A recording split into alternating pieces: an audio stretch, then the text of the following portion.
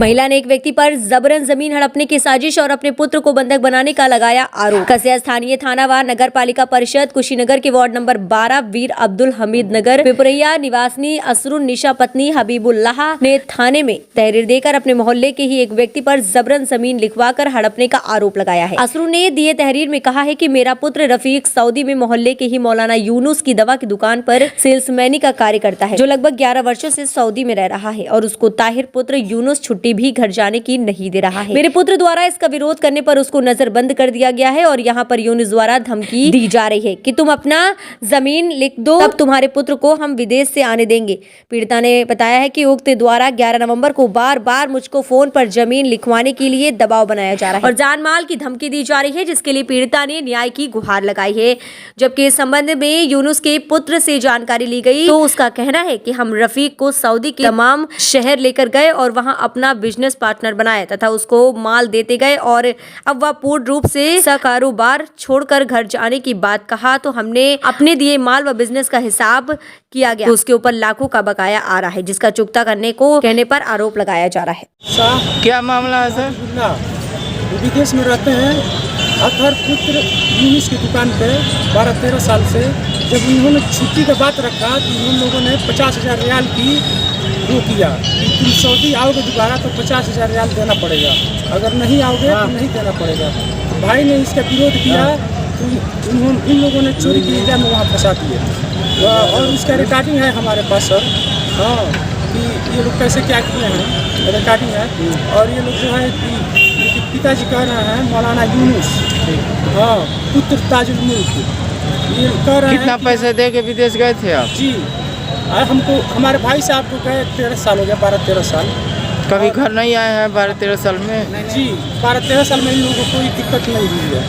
अब जब छुट्टी की बात इन्होंने रखा है, हाँ, तो कह रहे हैं लोग कि ऐसा है कि छुट्टी जाओगे इसी शर्त पे कि तुमको आना नहीं है, अगर आओगे तो 50,000 रियाल देना पड़ेगा।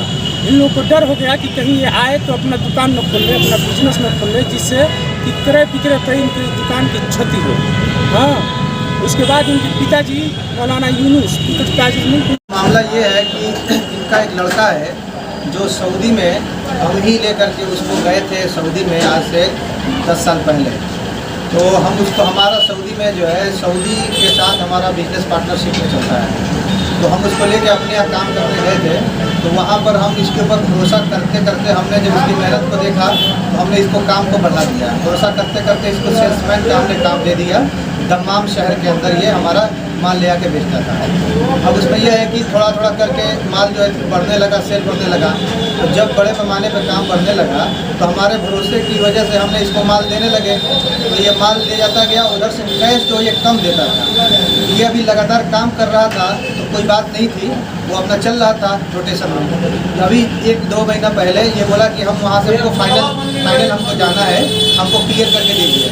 तो किसी भी कंपनी का रूल होता है कि जब क्लियर होता है तो क्लोजिंग होती है। तो क्लोजिंग में पैसा जो माल गया और पैसा जो वापस आया, दोनों के बीच में जब हिसाब बनाया गया कंप्यूटर से जो है बिल से, तो उसमें लमसम 9,39,000 रियाल, जो रुपया में करीब 1,85,00,000 रुपये का गैप आ गया। किसको आप गैप दिए? ये जो लड़का इनका है जो आरोपी लगा रहे हैं, इनका जो लड़का है रफीक शाह नाम है, रफीक शाह पुत्र असरुन निशा ने आप पे आरोप लगाया। हाँ, इनकी बीवी है। तो ये असरुन निशा जो है रफीक शाह की माँ है, उनकी माता जी। कहाँ के रहने वाले हैं लोग? ये पिपरैया के रहने वाले हैं। तो ये लोग जो है, तो वहाँ पर जब हिसाब हो गया, जो हमारा सऊदी जो पार्टनर है वो भी साथ में हिसाब किया। जब पैसा निकल गया तो बोला, वो मान गया कि हाँ ठीक है, ये मैंने लिया है। तो जब उससे बात हुई कि क्या कैसे दोगे, तो उसने बोला कि पेपर हम बना के दे रहे हैं, हम पैसा आपको दे देंगे। उसने पेपर जो मेरे पास अभी उसका सिग्नेचर किया हुआ, उसकी फ़ोटो के साथ हमारे पास पेपर मौजूद है, ये हम आपको दिखा देंगे। इसमें इसका अंगूठा है, इसका वहाँ का जो रेजिडेंस परमिट है वो है, और उसमें इसने अपने तहरीर